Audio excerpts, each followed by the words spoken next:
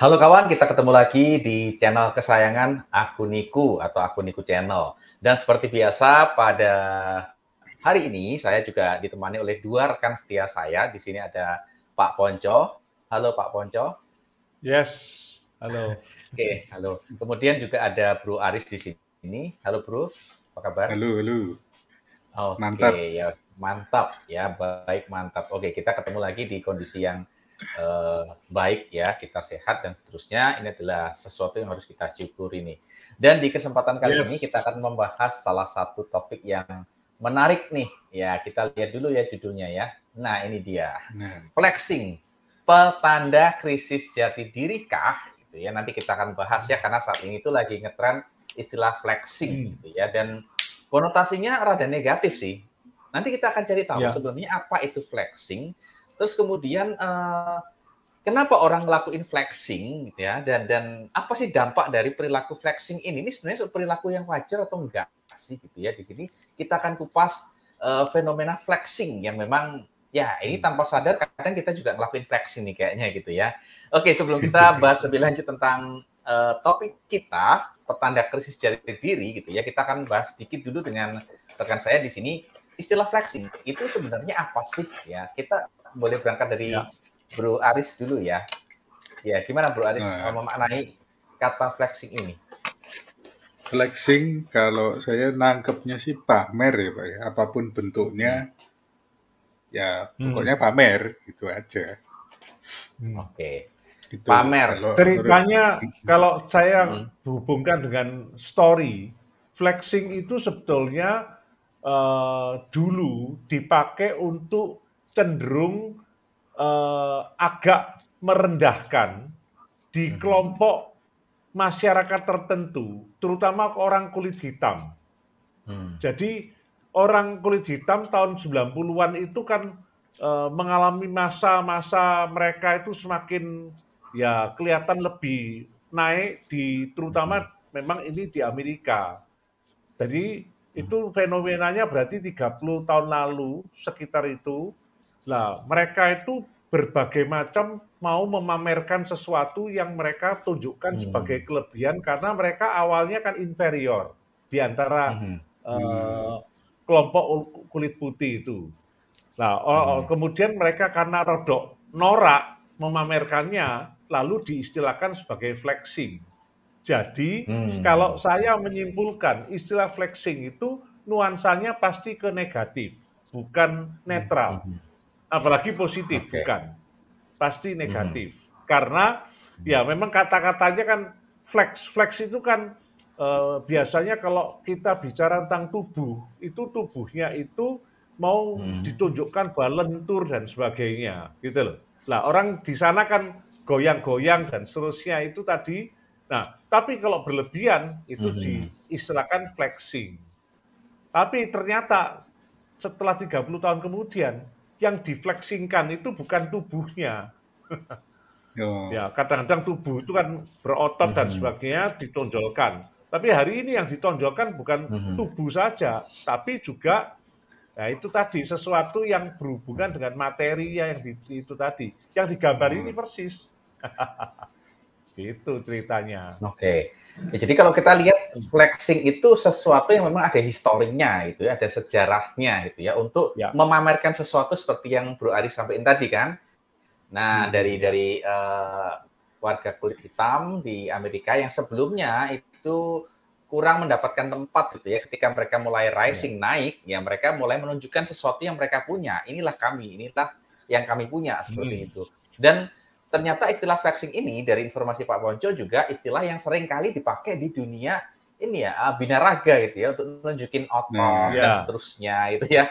Itu adalah flexing. Nah, oke. Jadi memang ada beberapa penggunaan ya, tempat atau konteks penggunaan. Namun yang beredar saat ini itu lebih yang ke versi 1 tadi ya, memamerkan sesuatu yang konotasinya cenderung ke negatif, bukan untuk create sesuatu yang positif. Nah, oke, sebelum kita bicara lebih lanjut di sini, mungkin kita akan lihat beberapa fenomena yang terjadi di negeri kita itu ya, karena ini juga sesuatu yang baru saja trending dan saya rasa juga ke depan pun akan banyak kejadian yang ya nggak beda jauh gitu ya.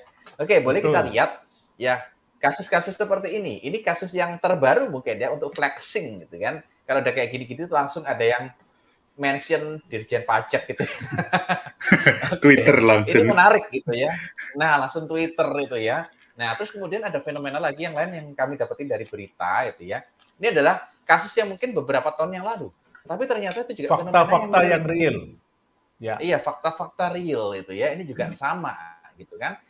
Terus kemudian, nah kalau ini yang di video sebelumnya kami juga bahas gitu ya tentang kasus-kasus kayak gini, investasi begini dan seterusnya, money game.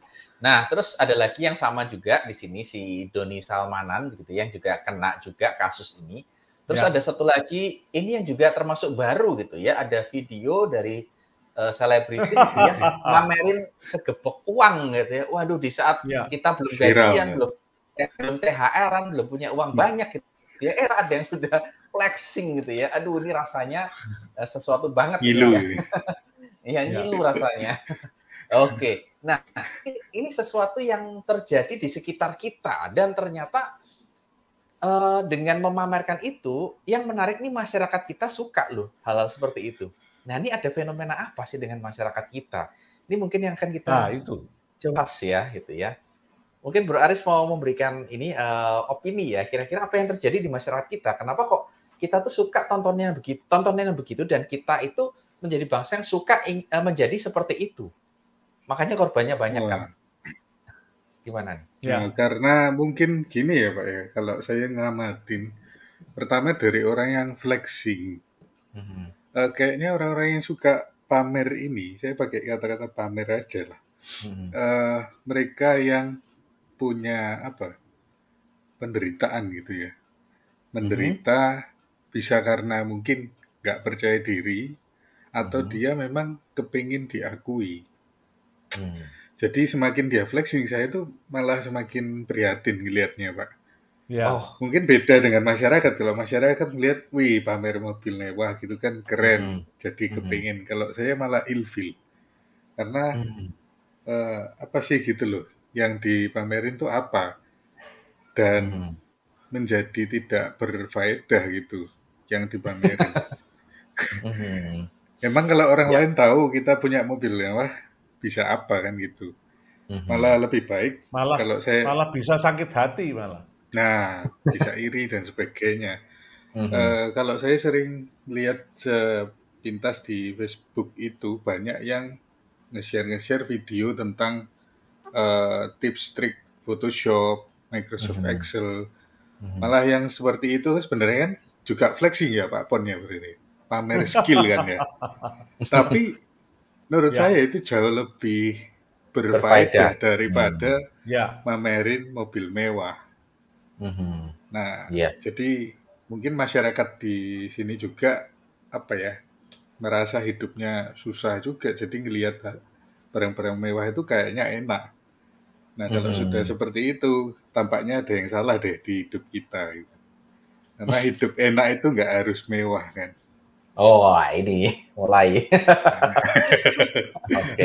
Sekarang itu yang paling mewah tuh sehat loh ya. Ya kalau kita sudah sakit, udah sekarat, sudah meninggal, itu uang nggak bisa balikin masalahnya gitu ya. Oke. Nah, kalau Pak Ponci melihat fenomena ini, saya justru mau Boni dulu yang komentar dulu.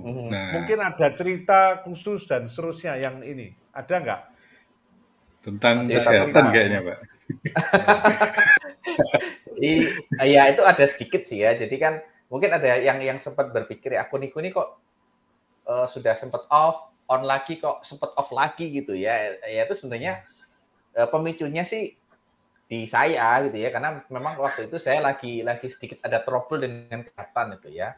Trouble-nya sih sepele, tapi efeknya luar biasa. Ini udah berobat macam-macam, mulai tusuk jarum lah, di listrik lah, di apa tuh terapi suara lah, hidroterapi lah, semua pakai itu ya.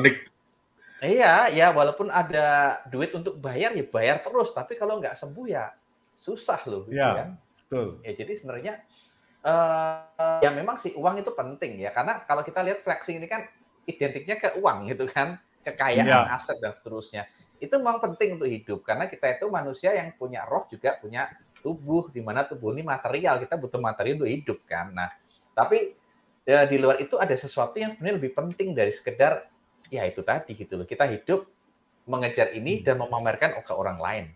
Terus kalau udah ditangkap polisi terus mau apa gitu ya? Spamer Akhirnya ketangkep. ujung-ujungnya kan gini, kalau kita itu hanya mau sesaat untuk menunjukkan sesuatu untuk menarik perhatian orang banyak, tapi akhirnya ujungnya ternyata kok begitu ya parah, itu kan akhirnya buat apa? Nah gini, Ya. tadi saya mau komentar sedikit tentang ini, cerita yang mungkin harus hati-hati. Bahwa kalau kita itu punya sesuatu yang kita mau ya tunjukkan kepada orang banyak supaya orang banyak mendapatkan manfaat, itu bukan flexing. Itu justru sharing. Nah, Jadi kalau kita bicara tentang hal-hal yang misalkan tadi itu, kemampuan ini, kemampuan itu, lalu kita mau ceritakan kepada orang lain supaya orang lain bisa mendapatkan manfaat. Seperti kita mendapatkan manfaat dari sana, itu justru sharing, itu justru positif. Kalau flexing itu yang pasti, ya kita itu merasa lebih, tapi orang lain itu nggak dapat sesuatu, ya bahkan negatif. Nah itu flexing. Nah bagi saya ini dihubungkan dengan judul kita, petanda krisis jati diri, itu sangat betul. Mengapa? Karena berarti diri kita itu tidak ada sesuatu yang istimewa. Sehingga yang kita mau tampilkan itu hal-hal yang kelihatan orang lain, tetapi tidak memberikan manfaat pada orang lain. Itu flexing. Oke, jadi perbedaannya itu kadang kan gini ya, kita tuh pengen sharing sesuatu supaya orang terinspirasi. Tapi orang yang nyinyir tuh kadang bisa ngomong, wah lu flexing gitu kan ya. Nah, itu mungkin jadi garis pembeda ya buat rekan-rekan yang lagi nonton video ini gitu kan, bahwa sebenarnya yang bedain flexing dengan sharing itu adalah kebermanfaatannya seperti apa. Ya kalau flexing itu kalau saya simpulin dari Pak Ponco itu sepertinya lebih mengenyangkan egonya. Itu kata kuncinya itu ya. Jadi keakuannya yang dijual itu kan, entah ujung-ujungnya itu dia sekedar untuk nunjukin seberapa hebat dirinya atau ingin meraup market tertentu untuk mengenyangkan bisnis dan keuangannya dia, apapun motifnya itu kembalinya ke ego, ke aku. Nah, kalau yang sharing tadi, ya itu tadi kita berbagi manfaat gitu ya. Kalau kita nggak sharing ilmu, kemampuan tadi Aris ngatain Photoshop ya atau ilmu desain, tips and triknya ya gimana kita bisa kasih manfaat kalau kita nggak sharekan itu gitu kan. Tapi kan jelas orientasinya dan kebermanfaatannya itu clear gitu loh. Nah, kalau ada ya Pak. Sama dengan akuniku itu kalau kita tujuannya hanya untuk mau itu tadi ya jadi flexing. Tapi kalau kita memang tujuannya adalah supaya justru membuat banyak orang itu bisa belajar sesuatu, mendapatkan manfaat karena mereka dicerahkan. Oh, saya harus melakukan hal yang positif, yang lebih baik, yang bermanfaat bagi orang lain. Loh, itu bukan flexing. Jadi konten-konten yang kita sekarang lihat itu bisa diukur dari ukuran manfaatnya bagi banyak orang. Kalau bermanfaat bagi banyak orang, itu bukan flexing. Tapi kalau untuk pamer, untuk menunjukkan diri kita siapa, nah apalagi sebetulnya yang kita sesuatu itu caranya juga nggak benar dan sebagainya, jelas-jelas itu flexing. Gitu. Ya. Nah, ini mau balik ke Bro Aris nih. Tadi punya statement yang menarik nih. Sebenarnya justru orang-orang yang gitu, kalau aku lihat tuh kasihan gitu kan. Kok bisa kasihan sih? Betul. Gitu kan. Kan mereka punya sesuatu yang mewah gitu ya. Kenapa bisa kasihan? Betul. Keren. Apa ya? Kasihan. Kayaknya meskipun orang yang flexing tuh punya segala sesuatu yang mewah-mewah gitu, kayaknya mereka nggak menikmati betul gitu loh Pak, kalau belum di-share. Kalau saya sih misalkan punya, apa ya, barang saya juga nggak mewah-mewah amat ya. Punya ranjang empuk lah, enak gitu. Ya ngapain saya pamerin meskipun mahal begitu kan. Ya tinggal saya nikmati saja. selesai kan. Nah, Ya. saya merasa kasihan karena kayaknya orang-orang ini nggak bisa menikmati hidup jadinya. Nah, itu yang Kalau bikin nggak memamerkan ya, kalau belum memamerkan dia belum betul, bisa menikmati ya. benar. Nah, itu Iya, sih ya. yang bikin kasihan sih. Oke. Memamerkan sekaligus nunjukin price tag-nya berapa itu ya, Bro ya. Nah, betul. Nah, ini Kalau tadi Pak, kalau Bro gimana? Boni gimana nih melihat orang-orang yang flexing ini, apa perspektifnya gimana? Apa ya? Ya kalau kalau bicara manusiawi pasti flexing apapun ya, nggak cuma kekayaan material ya, tapi apapun lah ya.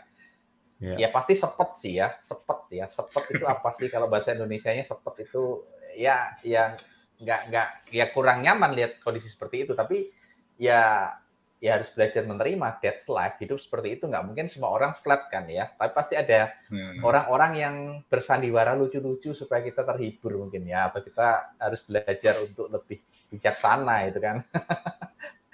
Nah, kalau saya lihat sih sebenarnya saya pernah baca buku, lupa ya bukunya Deepak Chopra atau siapa itu ya. Jadi buku ini membahas sesuatu yang bagus bahwa manusia itu sebenarnya ada dua orientasi manusia. Manusia orientasinya pada objek referral, pada objek. Yang kedua adalah self referral.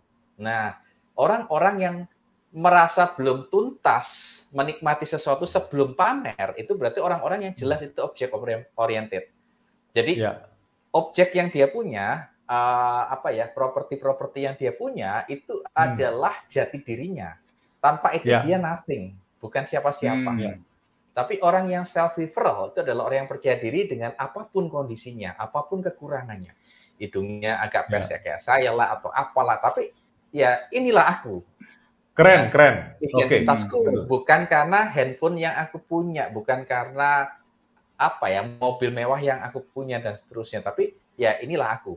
That's me. Makanya kalau jadi ingat Pak Ponco sama Aris ya, kalau kita ada acara Accounting in Harmony itu kita pernah putar film Lion King ya. Itu kan salah satu pertanyaan dari Rafiki adalah who are you gitu ya. Nah, ini menarik ini. Iya, ini bicara masalah jati diri sebenarnya. Nah, balik lagi berarti kan tadi kalau kata yang dipakai Boni tadi objek referral, berarti semua hal yang relatif di luar dirinya yang dipakai untuk dia mau tunjukkan sesuatu berlebihan. Ya, menurut saya itu flexing. Makanya bentuk flexing itu mesti dalam bentuk kekayaan. Nah, sekarang karena kita di dunia kampus, ya, kalau orang tuh terlalu menampilkan gelarnya, ya, saya mau tanya ini, Boni, Aris ini di KTP tampil nggak gelarnya itu? Nggak ada, Pak. Kayaknya ada ya, berarti nggak ada. Bebas flexing itu. Karena menurut saya, alhamdulillah. Emang bisa ya, Pak? Iya, karena menurut saya itu pun juga, memang dia belajar. Tapi gini, kadang-kadang justru yang pamer gelar banyak-banyak itu, dia dapatnya dari manapun juga itu ada sesuatu yang bisa kita bisa telusuri. Apakah ini betul-betul, karena kalau menurut saya, yang penting itu bukan gelarnya, tapi apa yang dia lakukan untuk memberikan dampak pada orang banyak. Percuma gelarnya banyak, tapi semuanya itu adalah untuk kenikmatan dirinya, bukan untuk sesuatu yang berdampak baik pada orang lain. Nah, kita sekarang paling tidak membuat pembahasan flexing ini tidak melulu berhubungan dengan materi, aset, ya, kekayaan, enggak itu saja, tapi juga hal-hal yang menjadi objek kita untuk kita pamerkan, supaya kita lebih wow, itu flexing. Gitu. Oke. Jadi kalau ngomongin masalah dunia pendidikan ini, ya syukurlah di sini saya nggak pasang gelar itu ya, namanya langsung Boni gitu. Aduh, udah. Padahal itu ya. Kadang-kadang ya gelarnya cuma S1, S2 saja sudah makso-makso gitu kan gitu. Terus kalau nggak ditampilkan marah-marah. Nggak disebut marah. Nggak disebut marah ya. Anda Iya, bohong betul. gitu ya. Nah, betul Iya. itu. Nah, iya. Terus gini, kadang kan gini, saya pengen dapat opini ya dari Bro Aris sama Pak Ponco ya. Karena ini mungkin pengalaman saya dan mungkin ini juga sebuah dilema. Kadang kalau saya gitu ya diundang seminar atau training di satu perusahaan gitu kan. Nah, kalau perkenalan itu kan harus cerita nih. Saya Ya. punya pengalaman nangani ini. Saya adalah lulusan ini. Nah, itu termasuk flexing nggak sih? Karena kan juga nggak tahu tuh ada faedahnya nggak sih sebenarnya. Oh, Gimana? gini, saya tak komentar langsung dulu. Nanti ini ya. Kalau kita itu memperkenalkan supaya mereka itu menjadi jelas bahwa mereka bukan berhadapan dengan orang yang ecek-ecek. Nah, itu adalah sebuah hal yang ya, asal nuansanya bukan nuansa untuk menyombongkan, tapi nuansanya untuk meyakinkan bahwa Anda tidak berhadapan dengan orang ecek-ecek. Itu maksud saya. Itu bukan flexing. Tetapi kalau terus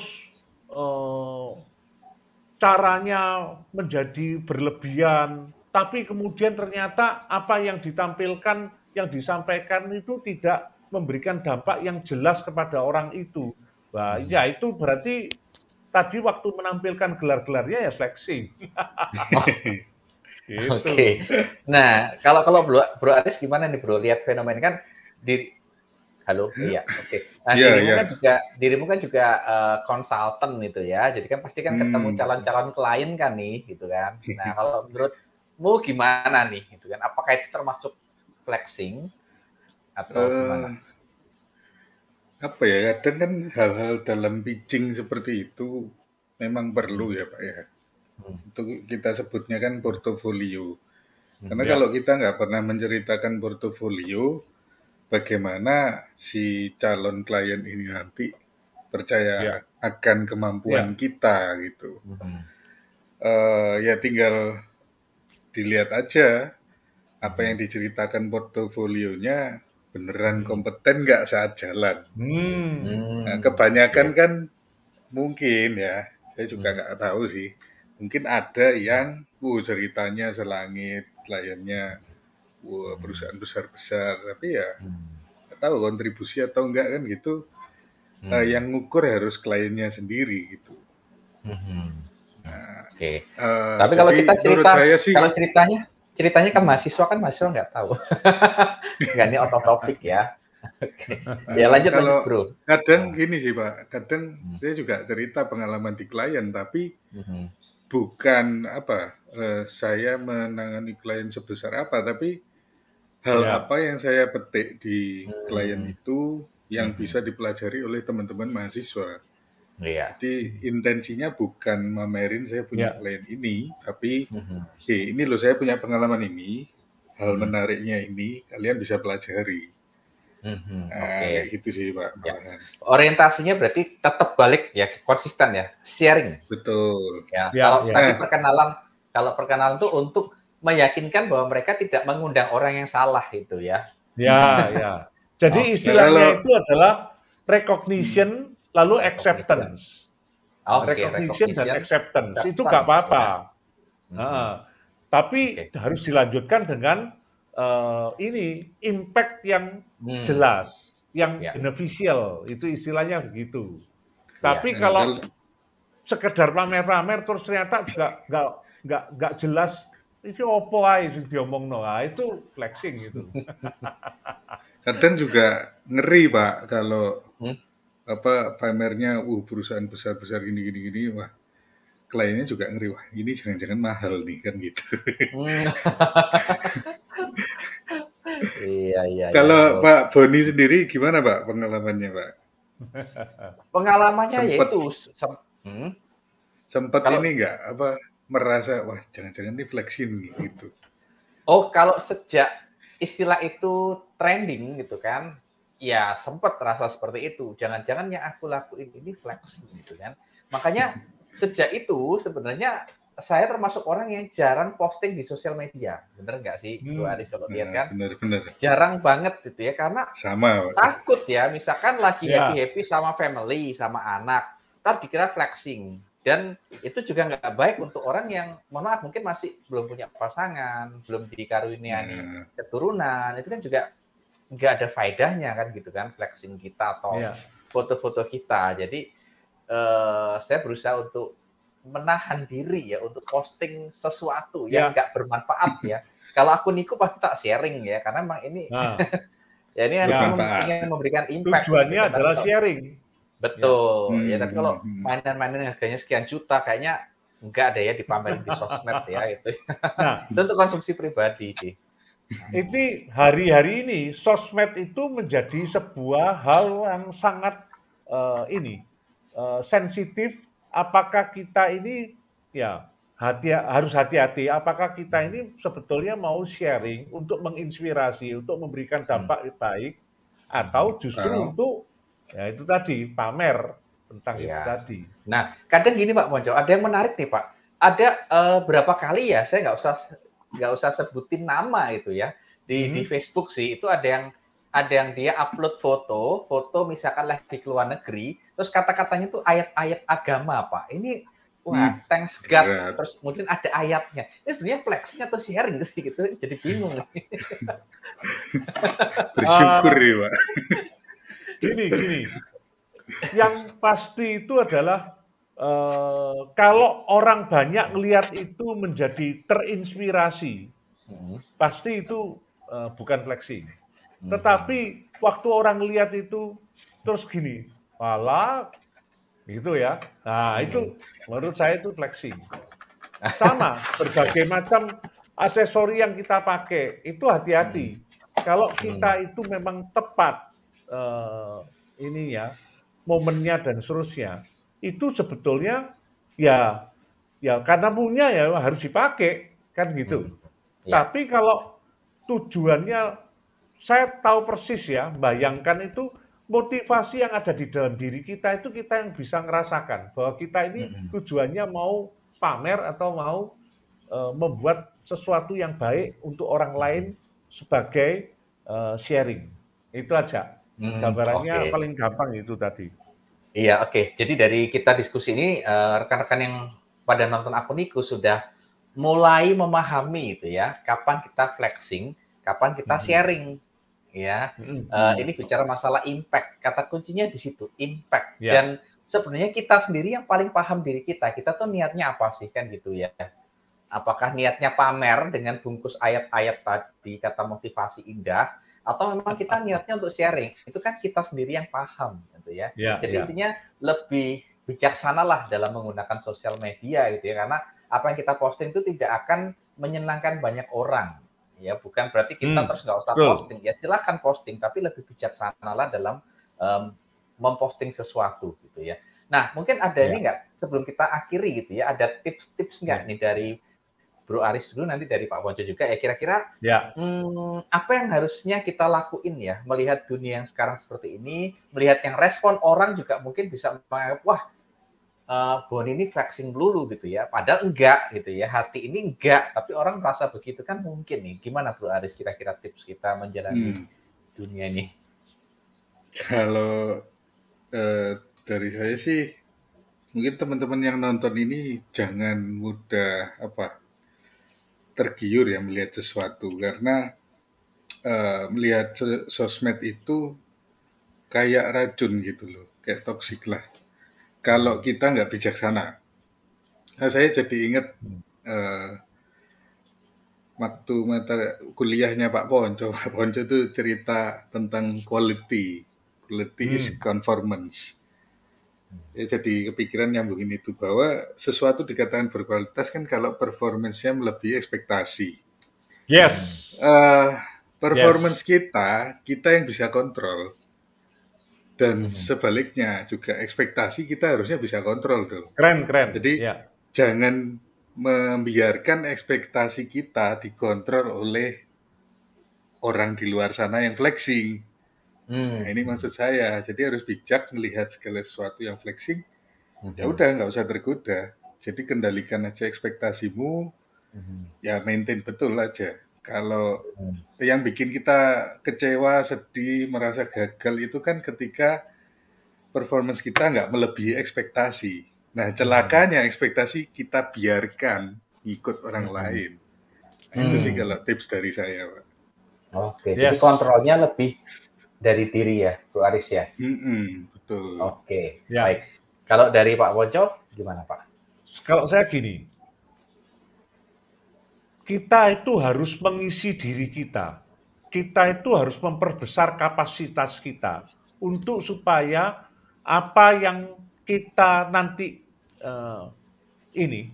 miliki untuk supaya kita itu bisa memberikan kepada orang lain lebih banyak lagi. Wah, itu tugas pertama kita adalah bagaimana kita harus membuat diri kita itu memiliki kapasitas diri yang lebih baik untuk supaya kita bisa memberikan itu kepada banyak orang. Itu nomor satu. Nomor dua, ya, kita itu harus juga tahu bahwa hari ini misalkan itu banyak berbagai macam cara. Nah, marilah kita melakukannya dengan bijak. Itu supaya kita itu betul-betul lebih fokus pada manfaat, dampak positif daripada untuk orang lebih mengagumi diri kita. Nah, itu ya. Itulah sebab orang yang krisis jati diri pasti akan lebih cenderung yang dia pamerkan itu bukan dampak baiknya, tetapi ya yang lain gitu. Nah, yang ketiga, baiklah kita itu ya, punya pedoman begini. Ya. Lebih baik orang itu underestimate kita daripada overestimate kita. Artinya gini, nggak apa-apa lah orang per awalnya itu nggak ngerti kita karena masih belum tahu bagaimana kita berdampak baik itu. Ya mereka menganggap kita biasa-biasa. Tapi setelah kita melakukannya, wah ternyata kamu gini ya. Tapi sebaliknya, kalau overestimate kan gini, wah tak kira kamu itu hebat, tiba-tiba gak ngono. Kecewa. Dilakukan secara banyak orang flexing, kecewa.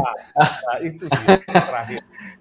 Oke, iya. Kalau versinya memang Doni gimana nih? Nah, kalau versi saya kayaknya nyimpulin itu kan. Jadi gambaran besarnya memang itu kontrol semua itu dari dalam diri. Bagaimana kita menyikapi dunia yang suka flexing dan menyikapi diri kita yang mungkin terjebak untuk flexing. Nah, di mana Pak Ponco tadi sudah kasih 3 tipsnya. Yang pertama itu yang keren sekali, ya, di mana kita harus memperbesar kapasitas. Ya, boro-boro kita bukan gedein barang yang kita pamerin gitu, tapi gedein kapasitas diri. Itu yang penting sekali, kuncinya di situ, gitu ya.